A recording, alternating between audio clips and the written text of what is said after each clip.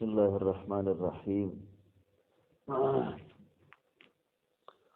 وعن مصعب بن سعد بن أبي وقاص رضي الله تعالى عنهما قال رأى سعد أن له فضلا على من دونه، فقال النبي صلى الله عليه وسلم هل تنصرون وترزقون إلا بضعفائكم.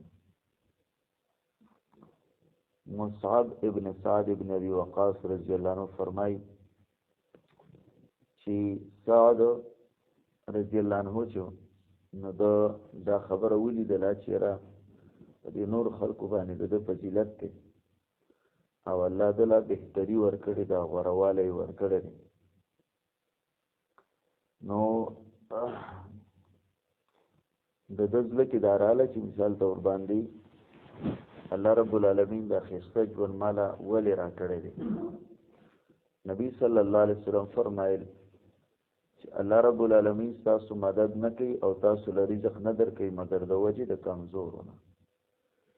نکم کمزوري چې دی په تاسو کې د هغې د وجې نه تاسو ته څه دی رزق هغه میلاویږي او د هغې د وجې نه الله رب العالمین تاسو څه دی امداد کوي. دی بل روایت کې دا خبره ده چې ابو درداء رضی الله عنه فرمایي چې ما د رسول الله نه واورېدل چې فرمایلی چې ما په کمزورو کې لټوئ ځکه ستاسو مدد کېږي او تاسو له رزق درکولی شي د وجې د کمزورو نه. یعنې ستاسو په کور کې چې کم کمزوري دي ضعیفان دي د هغې د وجې نه الله رب العالمین تاسو له رزق درکوي. د روایت کې دا مسله ده چې مثال ته ورباندې کله کله د خلکو مختلف سوچونه هغې وایي چې ماشومان څومره زیاتېږي نو کار به ورانېږي که نه، وایي دو بچے ہی اچھی او دارنګې چې کوم دی نو چھوٹا خاندان نو زندگی آسان او بڑا خاندان نو زندگی پریشان.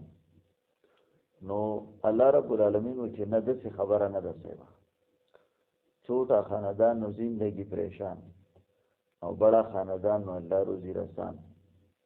رزق الله رب العالمین ورکوي.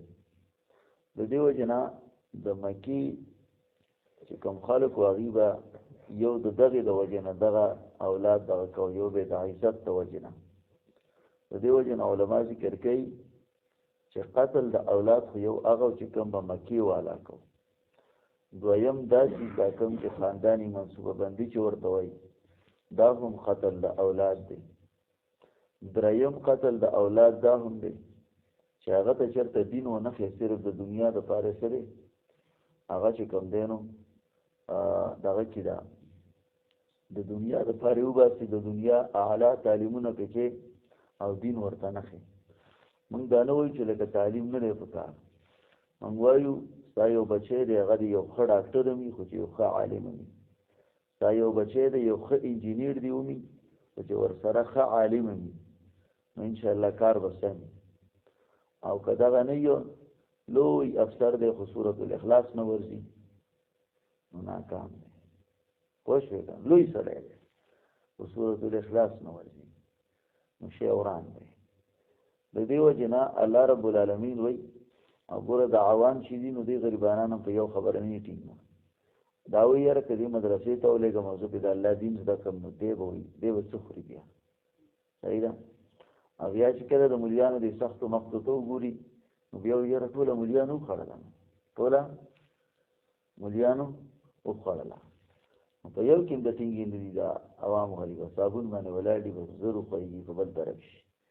د دې وجې نه د دې کمزورو د وجې نه الله رب العالمین وایي تاسو له زه رزق درکوم، نحن نرزقهم و ایاکم. الله وایي زه دې له هم رزق ورکوم تاسو له هم درکوم. بل ځای کې الله وایي نحن نرزقکم و ایاهم، تا له هم زه درکوم. نو ته خو لا د خپلو بچو خبرې کې چې مثال ته ورباندې که بچي سیوا شي نو دې له به رزق ګټل غواړي فلان فلان. د دې وجې نه دې احادیثو کې همدقه د ضعیفانو خبره ده چې کمزوري چې دي نو کمزوري دا بهتره ده. د کمزورو د وجې نه الله امدادم کوي او د کمزورو د وجې نه الله رب العالمین رزق هم ورکوي. مصعب ابن سعد ابن ابي وقاص رضی الله عنهما فرمایي قال رأى سعد أن له فضلا على من دونه. سعد رضی الله عنه ولید چې د د لپاره فضیلت او غرواله دی علی من پغچا دونه چې دنه کته دي. نو فقال النبي صلی الله علیه وسلم نبی علیہ السلام فرمایل هل تنصرون تاسو مدد نه کولای شي او ترزقون او تاسو له رزق نه در کولای شي الا بضعفائکم مگر د وجه د کمزور تاسو. په دې بل روایت کې دی نبی دردار رضی الله عنه قال سمعت رسول الله صلی الله علیه وسلم ما د رسول الله نو اوریدل یقول چې فرمایل به ابغونی مال ټوي الضعفاء فکمزور کی فانما تنصرون وترزقون بضعفائکم یقینا تاسو امداد کولای شئ او تاسو له رزق در کولای شئ د وجه د کمزورونه.